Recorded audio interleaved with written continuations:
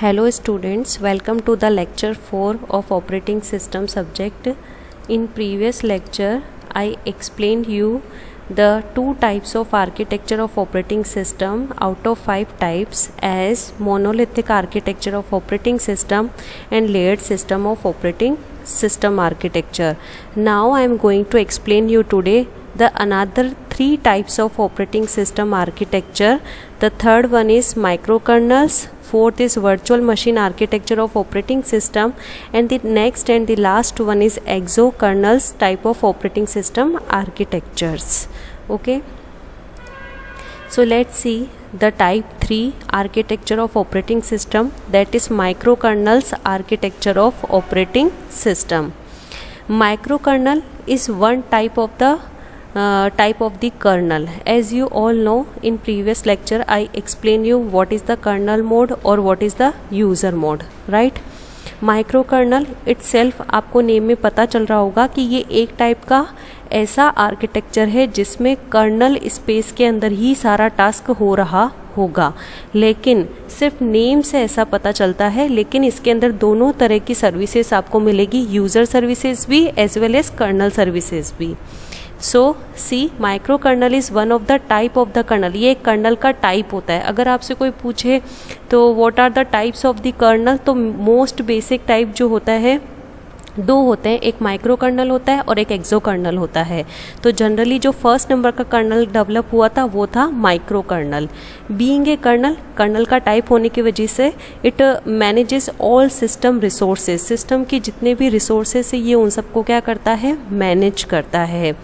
With the layered approach, आपको पता है इसका प्रीवियस जो मैंने टाइप आपको स्टडी करवाया था वो था layered architecture of operating system, जिसमें आपने 0 से लेकर के 5 तक यानी टोटल 6 नंबर ऑफ लेयर्स की स्टडी की थी, राइट? तो उसकी जो डिसएडवांटेजेस थी उसको दूर करने के लिए जो नेक्स्ट टाइप आया है वो है micro kernel architecture of operating system. So with the layered approach the designer have a choice where to draw the kernel और यूज़र बाउंड्री. कि जब लेयर्ड आर्किटेक्चर बना था तो उस टाइम पे मैंने आपको एक्सप्लेन किया था कि उसमें ऐसा था कि कोई बाउंड्री नहीं थी कि यहाँ तक कर्नल का स्पेस रहेगा, यहाँ पर यूज़र का स्पेस रहेगा. डिज़ाइनर जो हम खुद हैं जो डिज़ाइन कर रहे हैं आर्किटेक्चर को, डिज़ाइन बना रहे हैं ऑपरेटिंग सिस्टम का, तो हमारे पास चॉइस होती थी कि हम यहाँ तक का सेक्शन कर्नल स्पेस के लिए रखेंगे और सेपरेशन के साथ में बाउंड्री दे करके फिर यूज़र का स्पेस देंगे. But the proper separations were not decided previously, but वो रिक्वायरमेंट के अकॉर्डिंग सेपरेशंस होते थे प्रीवियसली, यानी कि जब डिज़ाइन होता था उस टाइम पे वो सेपरेशन डिसाइडेड नहीं होता था. तो ये उसकी डिसएडवांटेज थी.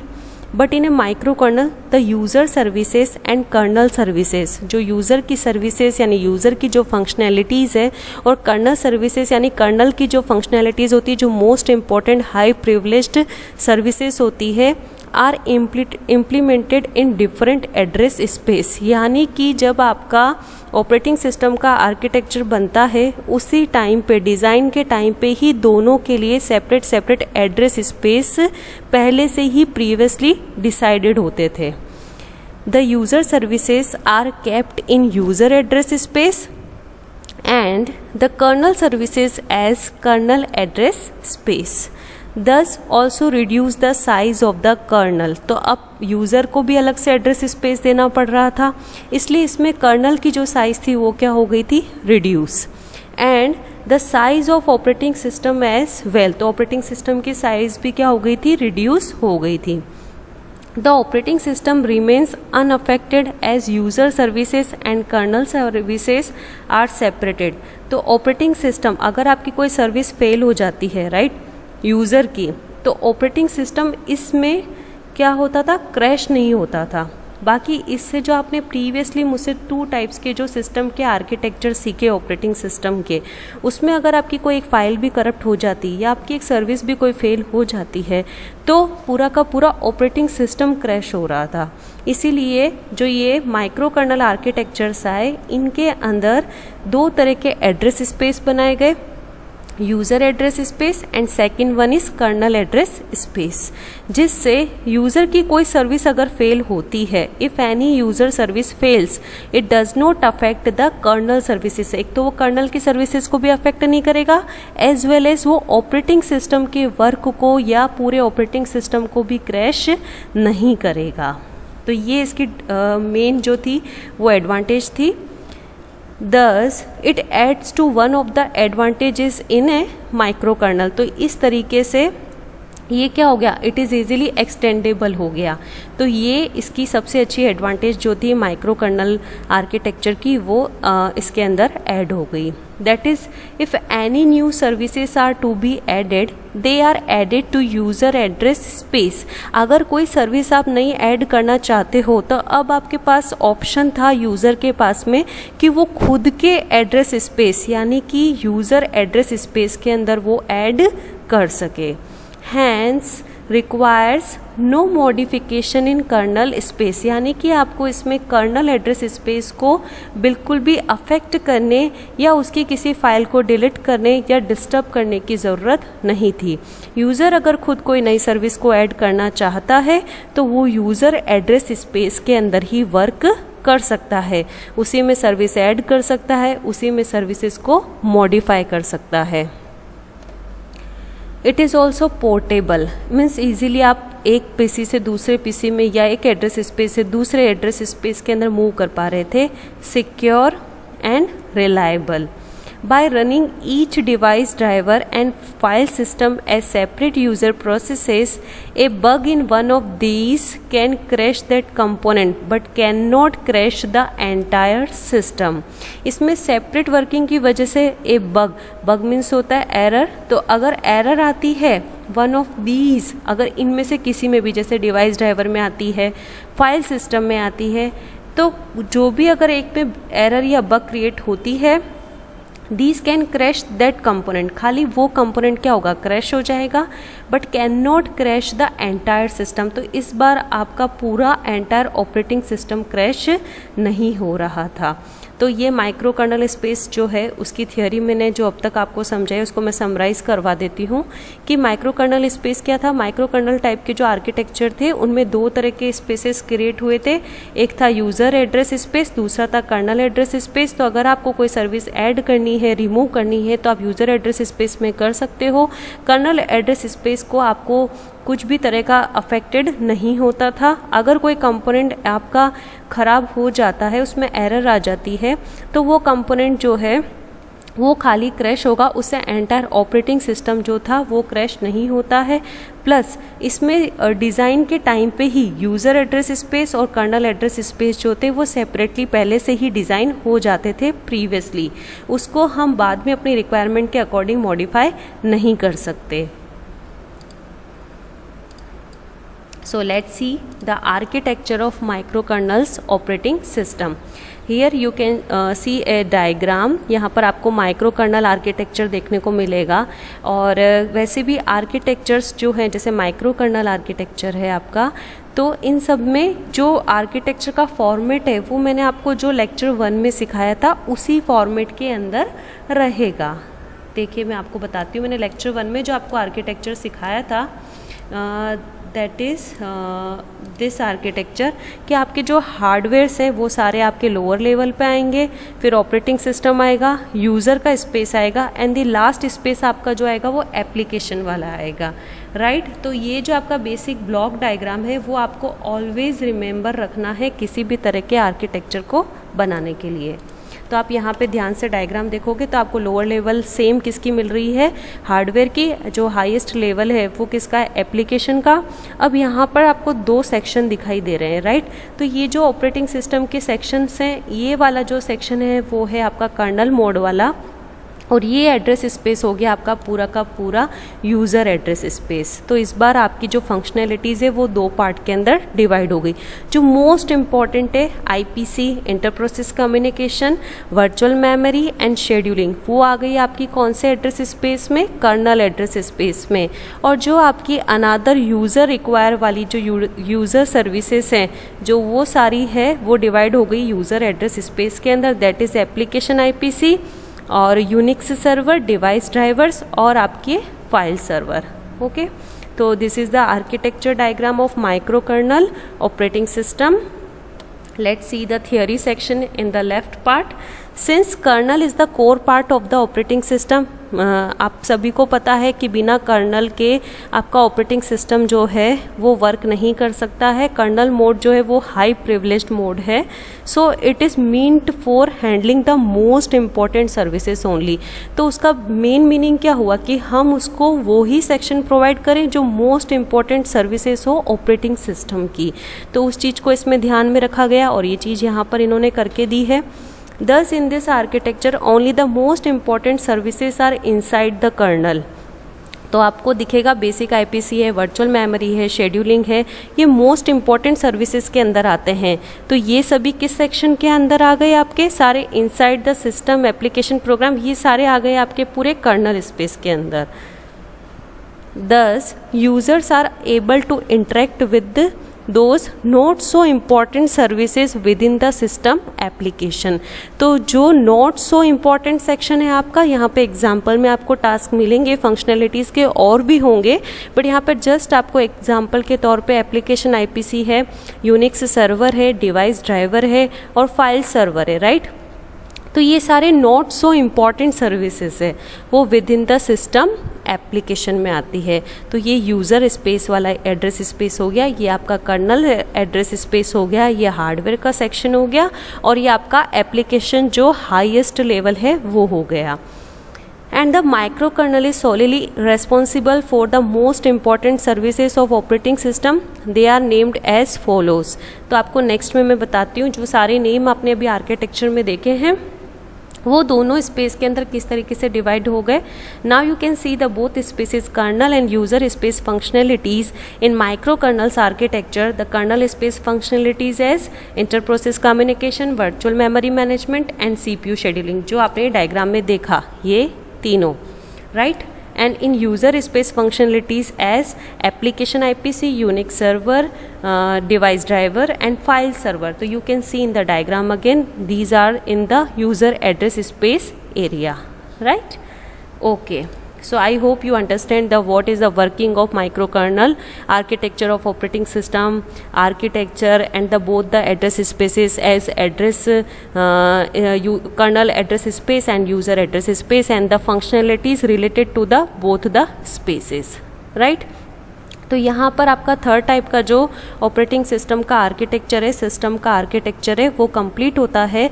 Now we let's move to the next operating system architecture, that is virtual machine architecture of operating system. Virtual machine, तो इसके अंदर एक नया कॉन्सेप्ट आर्किटेक्चर का जो था ऑपरेटिंग सिस्टम के अंदर आया, जो ये फोर्थ टाइप है इसके अंदर. Virtual machine means basically first virtual machine का मीनिंग क्या होता है?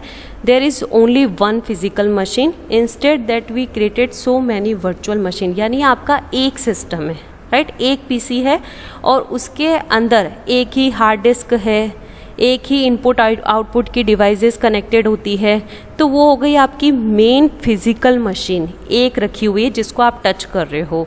लेकिन हम उसकी इस तरीके से अंदर फंक्शनैलिटी बनाते हैं कि बहुत सारी उसकी कॉपी क्रिएट हो जाए, यानी कि आपको किसी भी टास्क के लिए वेट ना करना पड़े, राइट. तो virtual machine means there is only one physical machine, के एक आपके पास में फिजिकल मशीन रखी हुई होती है. Instead that we created so many virtual machine, तो हम उसकी जगह पे बहुत सारी मशीन्स बना देते हैं. यानी हम कंप्यूटर को ऐसा रेडी करते हैं कि वो फिजिकली एक मशीन है, उसकी जगह पे वो बहुत सारी वर्चुअल मशीन्स की तरह टास्क करके हमको दे. यानी इन केस अगर आप इसको समझना चाहते हो, the replica of the system, बहुत सारी रिप्लिकास कॉपीज जो है सिस्टम की जनरेट होना, राइट. तो हमेशा अब तक आपने जितने भी आर्किटेक्चर पढ़े उसमें खाली एक फिजिकल मशीन के रिगार्डिंग ये सब था. इसमें हम जो हमारा सिस्टम है उसकी ही क्या बना देंगे, बहुत सारी वर्चुअल मशीन्स, वर्चुअली यानी imaginary copies of machines. Okay, ताकि आपका कोई भी टास्क जो हो उसके लिए आपको प्रोसेस करना हो तो वो वेट ना करना पड़े. ठीक है, क्योंकि सबसे मोस्ट इम्पॉर्टेंट टास्क क्या होता है, कंप्यूटर को यानी आपके सीपीयू को ऑलवेज बिजी रखना, कभी भी वो फ्री ना हो, राइट अगर वो फ्री होगा तो क्या होगा, आपकी वेस्टेज ऑफ टाइम होगा, डिलेज होंगे, आपको वेट करना पड़ेगा किसी भी टास्क को करने के लिए। तो टाइम डिले को रोकने के लिए भी इस तरीके के ऑपरेटिंग सिस्टम को डिज़ाइन किया गया था। द VMOS जो वर्चुअल मशीन टाइप के ऑपरेटिंग सिस्टम थे, सब डिवाइड ए single computer system into multiple virtual computer system. जो आपका सिंगल कंप्यूटर सिस्टम है वो डिवाइड हो गया था, सब डिवाइड हो गया था into the multiple virtual computer system. तो यानी उसके बहुत सारे multiple virtual computer systems create हो गए थे। Okay, each VM has, her virtual machine के पास में था इट्स ऑन डिस्क स्टोरेज, खुद का डिस्क स्टोरेज, हार्ड डिस्क का storage, tape storage and other input output devices. तो ये हर एक वर्चुअल मशीन के पास में सब डिवाइडेड उसका वर्चुअली क्रिएट हो गया था। More formally we can say VM uses software techniques. हम मोर फॉर्मली इसको यानी कि और अच्छे वे में, फॉर्मल वे में कैसे एक्सप्लेन कर सकते हैं, यानी आपको अगर बहुत अच्छे से टेक्निकली इसको राइट करना हो तो आप VM को कैसे लिखोगे।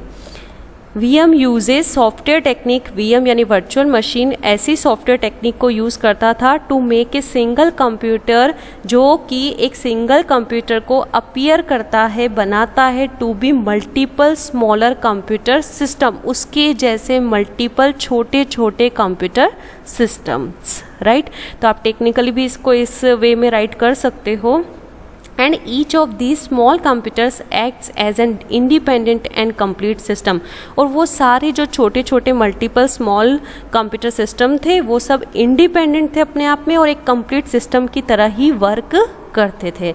ऐसा नहीं कि आपने रिप्लिका बनाई या उसकी जैसी वर्चुअली मशीन बनाई या उस सिस्टम को सब डिवाइड किया तो उसमें कुछ सर्विसेज कम हो जाए, उसकी फंक्शनैलिटी कम हो जाए, ऐसा नहीं था। ऐसी कंप्लीट वर्चुअल मशीन्स क्रिएट होती थी, रिप्लिकास क्रिएट होती थी जो खुद में एक इंडिपेंडेंट हो और उस सिस्टम के जैसी ही कंप्लीट सिस्टम हो।